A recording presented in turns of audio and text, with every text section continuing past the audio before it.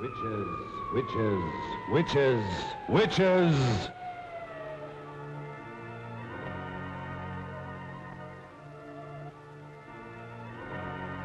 From just beyond the edge of light, from the deeper darkness where no living being has ever walked, comes the terror of those who have given their souls to the devil.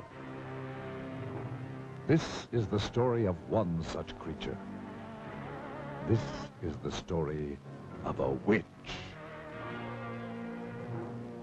Across the pages of history lurk the ominous shadows of the werewolves, the sorcerers, the witches. Through the ages, man has known the evil that walks in the shadows of the night and has feared the dark spirits of the unknown. What lies behind these monstrous fears that has chilled the hearts of man since the beginning of time? Do these sinister creatures live only in the superstitious minds of ignorant people? Those who have studied the history of the ages and who know the dark secrets locked in the vaults of time, to them, the word witches brings a trembling fear and a shuddering terror.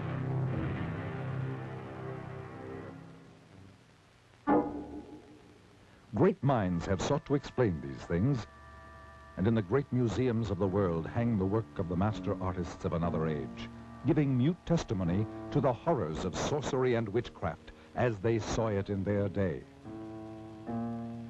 To tell you this hideous tale, and to better help you understand these murderous creatures, let's go back 500 years, for that will bring us back to the time known as the Dark Ages, when the witches held much of Europe in their black grip of fear. And let us study some of the paintings by the great master artists who lived in the age of witchcraft. And through their eyes and the genius of their art, let us try to understand these strange creatures and the evil forces behind them. In the old books, we read that a witch is one who has given his soul to the devil. To do this, they must renounce God and all other things that are decent and good. It is said that they make a pact with Satan written in their own blood. In return for this evil deed, the devil gave them supernatural powers of magic and evil. They could make their bodies disappear or change into any kind of beast or animal at will. They were given the power to cast their ominous shadows across the lives of others. They could cast evil spells upon their victims, causing them to go blind or lose the use of their limbs, or even lose their minds. They could turn their victims' lives into nightmares of hell. For the devil is their master, and they must go forth upon the earth serving only the powers of evil. The witches would meet in the night at a prearranged rendezvous, usually in old secret dungeons or in the black depth of a forest. These meetings were called sabbats and were always held during the night, for the devil's greatest power was believed to be from sundown to cockcrow. And many of the finest paintings by the great artists of that period tell the story more eloquently than words of the strange and evil things that took place at the Sabbat. The witches would appear for this sinister ritual in the form of all kinds of hideous creatures, such as beasts or birds, or half beast and half human. They would begin by celebrating what was known as the Black Mass, which was always conducted by some ex-leader of the church who had renounced God to serve the devil. The Black Mass will live in infamy forever. For here, some of the most terrible criminal acts took place, such as the slaying of children, whose warm blood was offered up as a sacrifice to Satan. Then their bodies were thrown to the dogs, or roasted and eaten by the witches. Following this ritual, the entire gathering would throw themselves into the most depraved orgies of filth and obscenity conceivable to the human mind. But to these evil, perverted creatures, it was all terribly exciting, and it provided an excuse for their unbridled lust and perverted sex. The fact that it had to be carried out in utmost secrecy made it all the more thrilling. Yet those same evil, murderous creatures who changed their bodies into all sorts of hideous beasts and engaged in those unbelievable rituals by night lived by day as ordinary human beings, such as shopkeepers, housewives, or farmers. And as the years went on, the witches continued their murderous assault upon the people. And it is said that they called forth all the legions of the dead to battle for the souls of the living. For this is the goal of the devil. From the beginning of the 13th century through the 18th century, witchcraft ran rampant through Europe and was practiced with all of its blasphemous and obscene rituals. So, the Middle Ages became the Dark Ages, the age of witchcraft, the age of fear. But men and women who still had the courage to fight did so with all the weapons they knew. And after 5 centuries, the tide of battle turned. In many European countries, the practice of witchcraft was made a capital offense. Rulers decreed that their countries must be freed of this terrible scourge, and that all convicted of practicing witchcraft must die. Armies were called out to hunt down the witches. The fear was so great that entire villages said to be infested by witches were put to the torch. The old records tell of flames rising high into the night sky and hideous creatures streaking across the burning heavens, screaming foul obscenities. When confronted with death, many of the treacherous witches confessed to the most hideous crimes. Even the hardened soldiers who were trained to kill turned away sickened by some of their terrifying confessions. One group of witches alone confessed to the murdering of over 2,000 babies and small children, bought from the brothels and slums of the big cities. At last, the witches were no more. Old superstitions and taboos had yielded to the powers of light and knowledge. We, who live in the light of the 20th century, see the witch only in fantasy, as a hideous old woman sailing through the night sky on her broomstick. We are certain that these murderous creatures who walked the world in the Dark Ages, committing their atrocious crimes and casting their evil spells, never really existed, except in the twilight zone of the mind. But are we mistaken? From deep beyond the edge of light, from somewhere out there beyond the grave, beyond the dimensions of life, do these ominous creatures still exist? Let us see.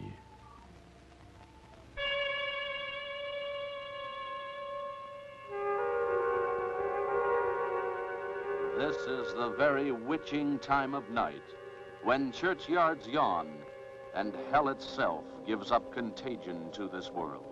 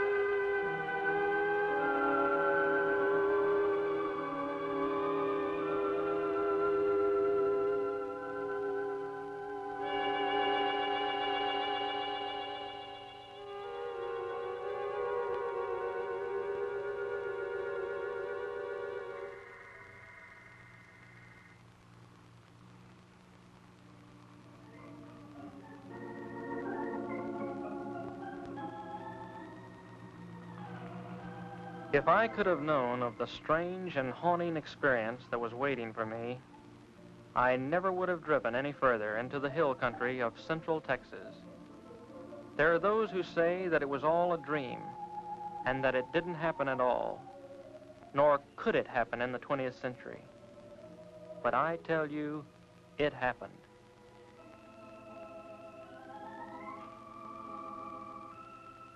Perhaps you will be able to believe it if I tell you about where it happened and the people who lived there. To begin with, it was early spring, and there are few places in the whole world as lovely as central Texas in April. But this is not the Texas of cowboy lore, for here, snug in a green valley rimmed by evergreen hills, are trim, clannish, thoroughly German villages. The German settlers came in 1846 seeking religious asylum in America.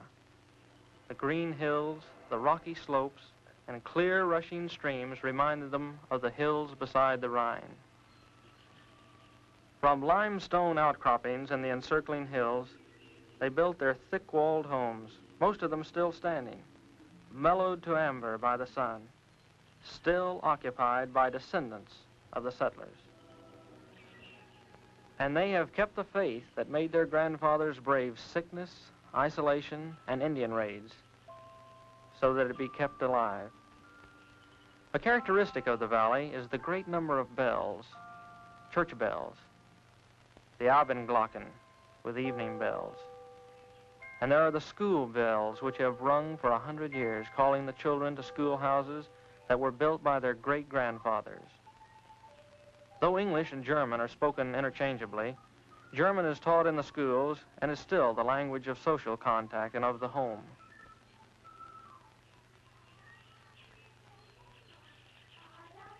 And they sing in German.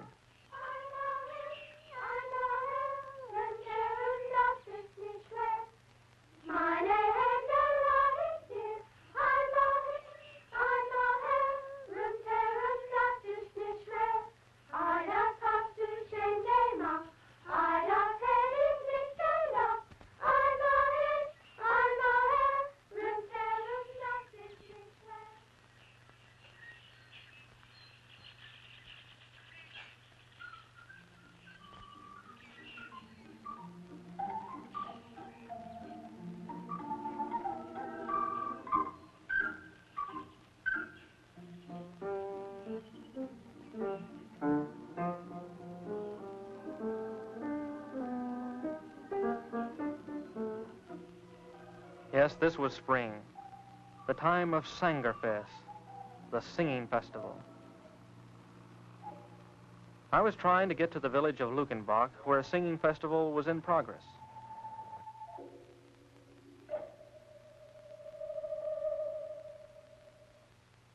You can joke all you want to about how far a sports car can go on a gallon of gas, but when they're out, they'll sit there like any other car.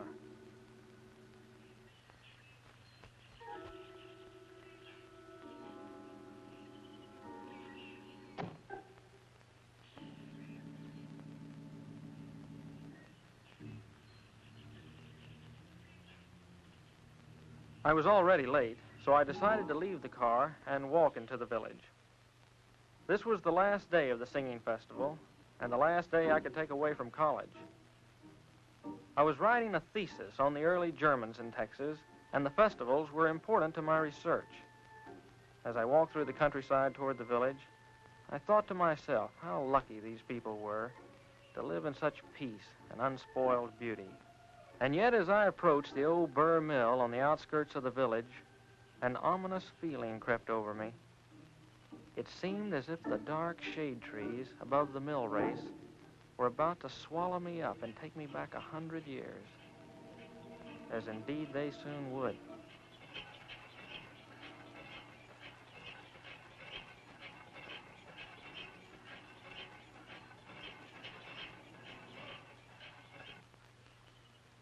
Hello there. Wie geht's? I'm looking for a place to stay for the night. I wonder if you could help me. Schönig sehen, mein Bruder Hans. Good beer, Wiener Schnitzel. Sounds good enough for me. Kirska. Her name was Kirska.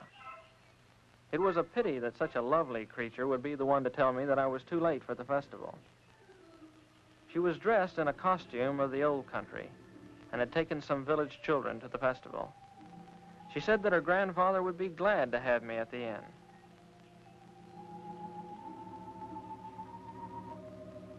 As we turned to go, I couldn't help thinking that the old miller could help me in my search, so I turned to him. He seemed pleasant enough as I asked him if he could help me. But when I mentioned the words superstitions and witchcraft, he simply turned and continued with his grinding.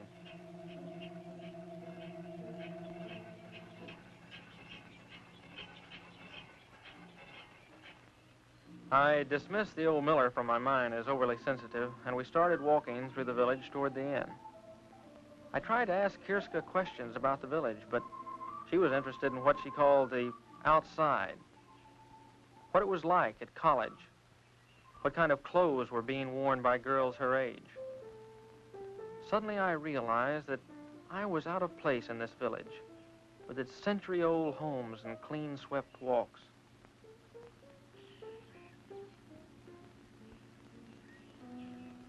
But as we approached the inn, her mood changed. It was as if she wanted to help me, but couldn't find words to explain how. You must be careful. The old ones do not like to speak of the spirits and or hex. And your grandfather? Grandpapa will be glad to have you in our house. He will talk of anything you wish, and much of what you don't.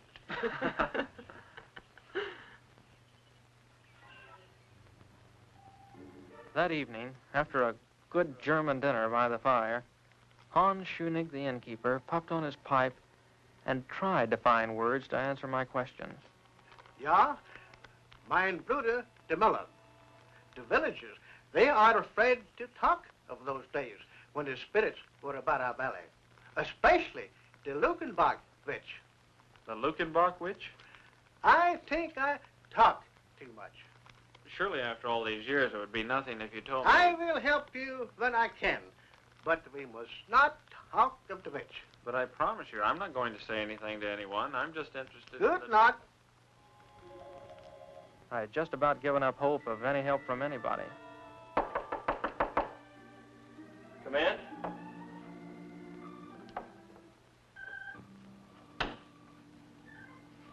This water is fresh from the well. Thank you. Oh, do you have to go? I mean, well, I'm not having too much luck with the others, and I thought someone younger might be able to help. Someone like you. More help? With my thesis. I'm doing research for a thesis. They want to help you. If they could be sure it was the German immigration you were writing about. But, okay, so it's not just about the immigration story. So it's also about customs and legends and strange oddities that we're hereabouts. And witchcraft? Listen, I didn't say anything about You can be honest with me. All right, so I'm interested in witchcraft and sorcery in the old colony. What's the harm in that? The old folks do not take these things lightly. I didn't mean to upset your folks the way I did. But what can be the harm in a guy researching something that happened over 100 years ago? You would have to live here to know us, to understand these things. You're what we call friender. You're from the outside. They don't trust you. Are they trying to hide something? Don't you? Why are you so interested? It's just an academic hobby with me. I know there's a lot of talk about witches and warlocks and stuff like that, and a lot of people actually believe it. But I've done a lot of research on witchcraft, and I actually believe it can be boiled down to a simple mathematical and economic formula. How do you mean? Look, in any history book, in any age where there was widespread famine, sickness, want, you find an outbreak of women being denounced as witches. In the late Middle Ages, thousands of people were executed in Europe and England.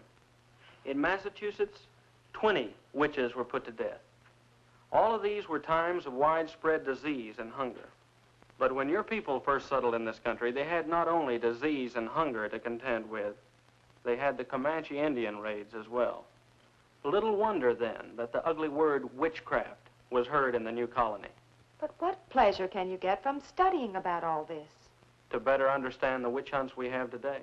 Witch hunts? You would think that after the delusions of New England and early Texas, the urge to hunt witches would have disappeared from the Western world, but nothing of the kind.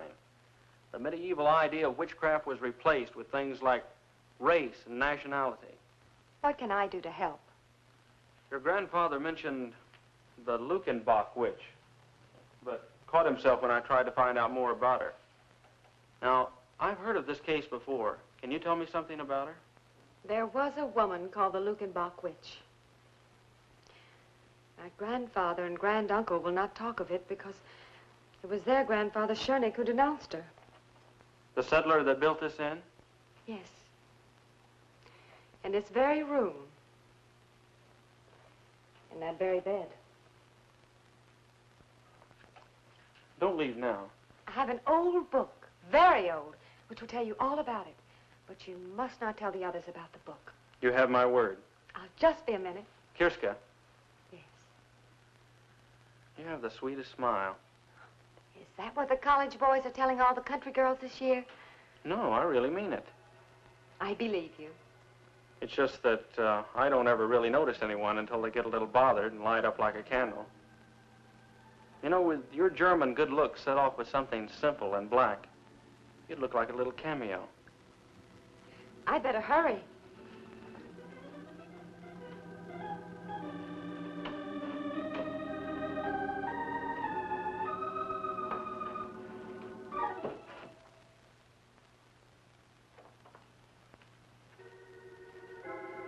As I finished my packing, I actually felt that my luck was changing for the better. Just how much better, I couldn't describe. You'd have to see her.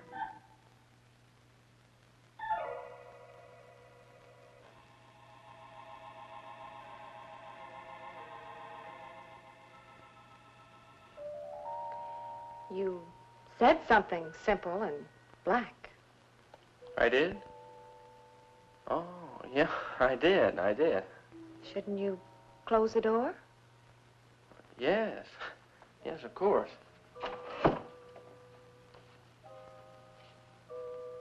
I'm not sure I've got you figured.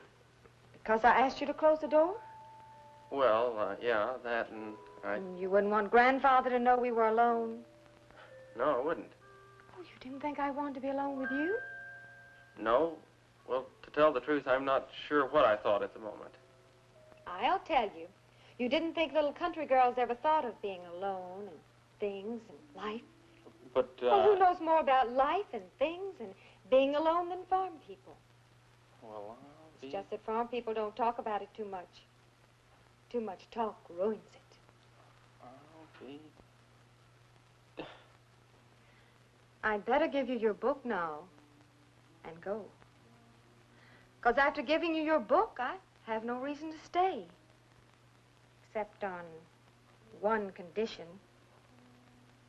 And that wouldn't be fair to you.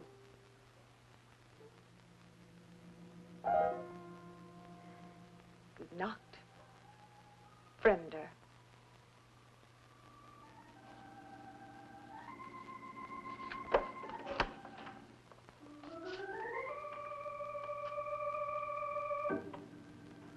Well, I'll be damned.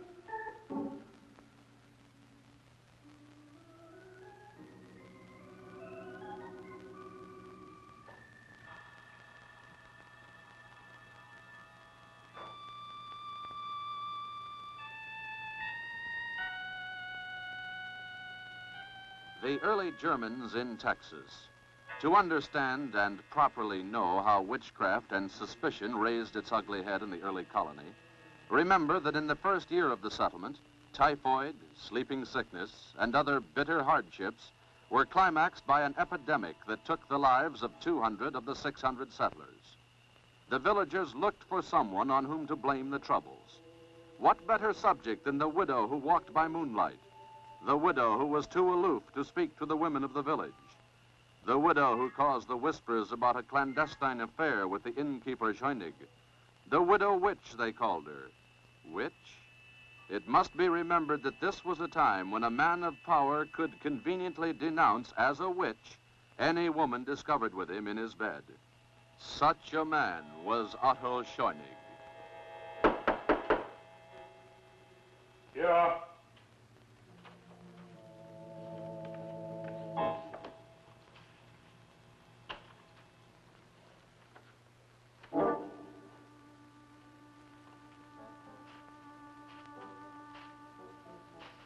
Well, Otto? Well, widow?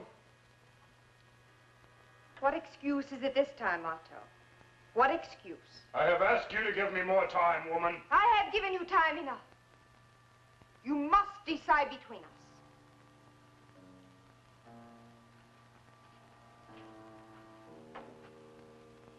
I cannot break charity with my woman while she is infirm. The villagers are talking. I hear their mouthing when I pass their doors. What are they saying, widow? They're saying that I have taken the bed of an invalid wife. They're blaming me for their miseries. The curdling of milk and the spoiling of butter. They say it is the curse of the widow witch. My washerwoman tells me that on Sunday last, the preacher read from the Old Testament. Thou shalt not suffer a witch to live. You must take me away from all this. I cannot break charity with my woman while she is infirmed. You have broken charity with me? What am I? A chattel to be used when convenient? To function where your wife cannot? To lie with, but not to marry? Quiet, woman. Keep your tongue. I'll not be silent. For I fear this talk of witches was born with you. Is it you who have woven this web of spectral evidence about me? Is it you who have called me a witch?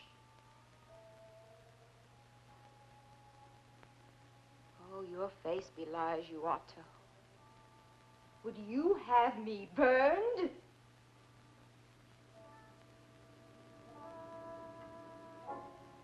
Yes. Yes. Witches are for burning. No! No! Stop your shouting, woman. Let her hear me. Let all hear me. You belie me. They're here now. The elders are here to learn how you cast your demoniac spell over this house. No! No, you lie! I have told them how you cast your spell over my wife to make her invalid. She is in league with the devil. The widow is a witch. That same night, under cover of darkness, they took the widow to the graveyard. There are those who said that she waited proudly without fear, and that she whispered over and over, Tot au alle Schönigs, death to all Schönigs. I will return. And with the self-same spire, I will kill all who bear the name of Schönig. How convenient for Otto Schönig that there could be no trial. Death would be by post oak spire. They buried her not 100 yards from where she had lain with the cruel and deceptive Otto Schönig.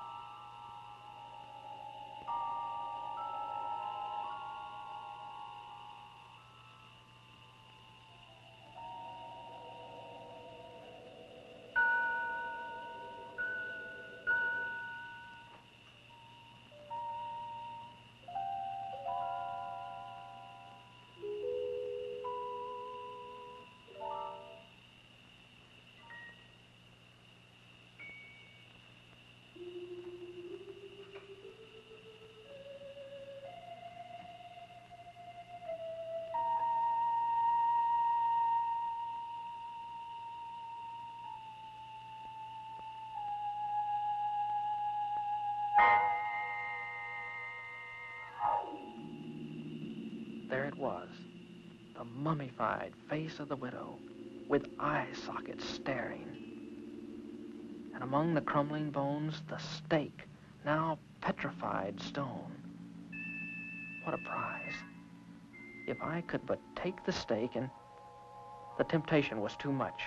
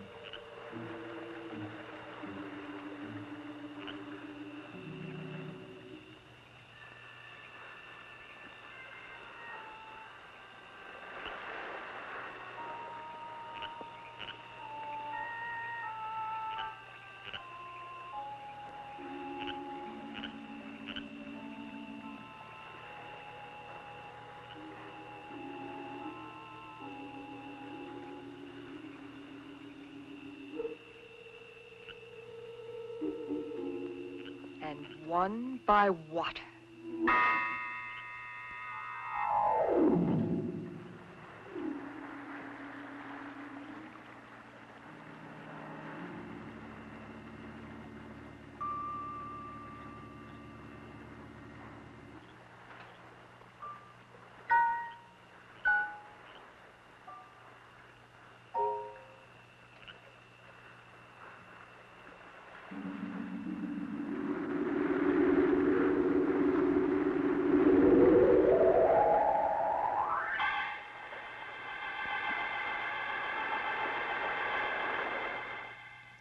The next morning, the elders came to the inn.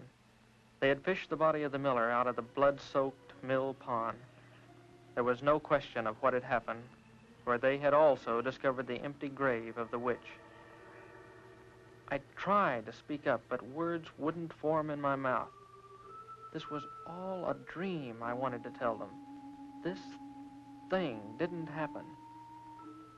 But as the elder continued to talk, the sudden realization came to me that it was true. I had uncovered a grave of a witch, and now, after 100 years, she had returned to avenge herself.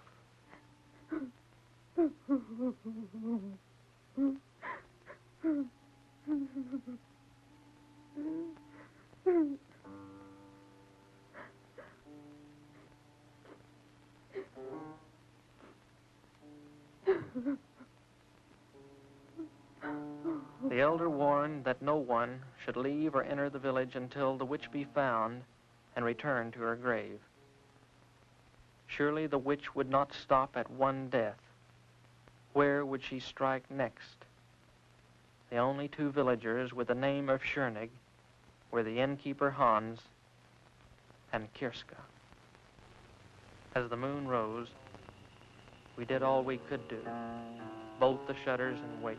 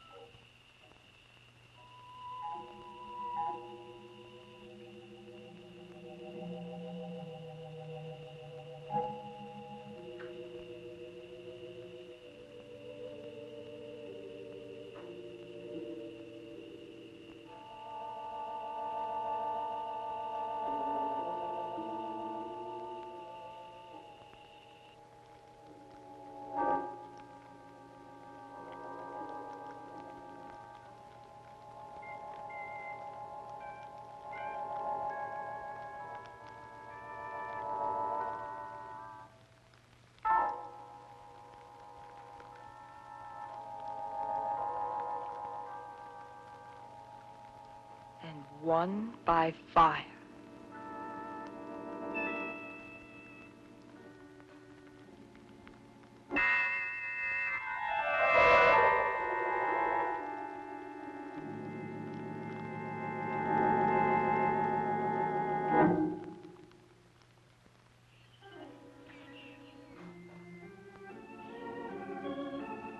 I was the guilty party.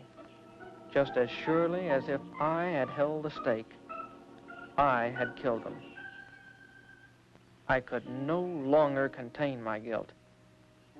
And yet, some kind of power kept me from speaking up. It was as if I was hexed by the witch herself. I made up my mind to find the witch and stop the killing. The librarian must have wondered at my strange questions. Under the guise of research, I asked her if there was some place people could hide in the hills by day, maybe some place where they went to during the Indian raids. Yes, she could help me. There were some caves downstream from the mill. I had my information.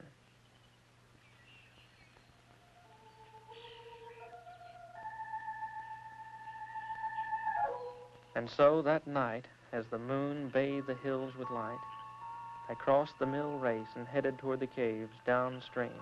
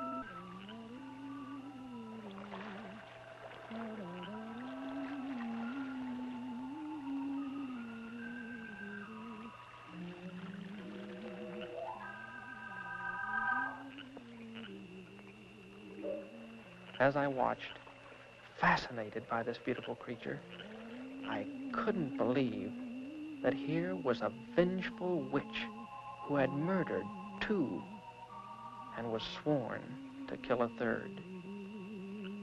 For a moment, I felt sorry for her. This lonely nymph, whose friends were water snakes in the moon. And she seemed to know every sound of the night.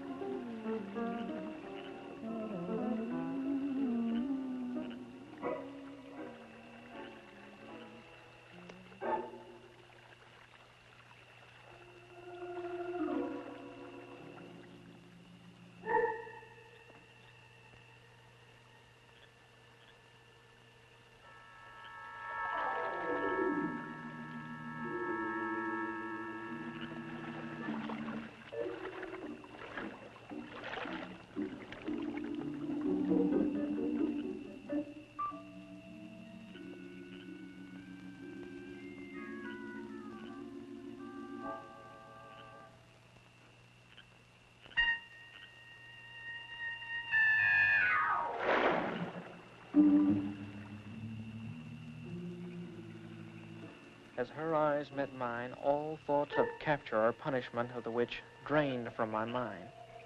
I was helpless. Her power and beauty engulfed me, and I found myself completely obeying her will. I followed quietly as she picked up the gown she had torn from Kirska's back.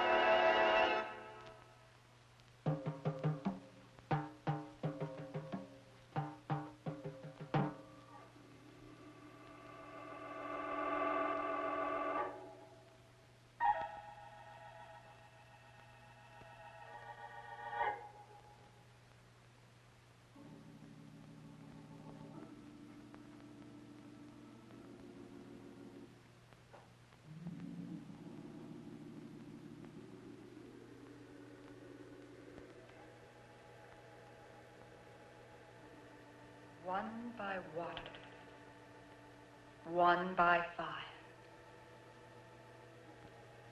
But all shall die by the self-same spire.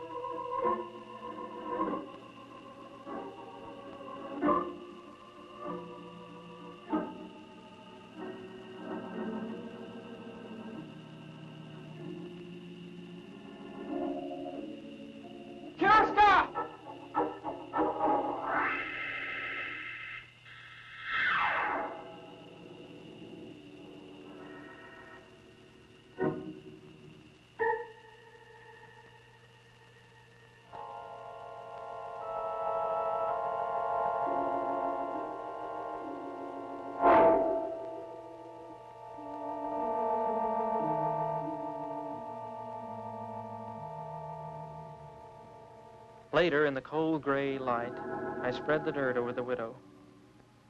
My feelings were mixed. Here was a woman who had taken 2 lives. Yet she had been denounced maliciously and killed by the same stake. Was she witch or wronged widow? It is not for me to say.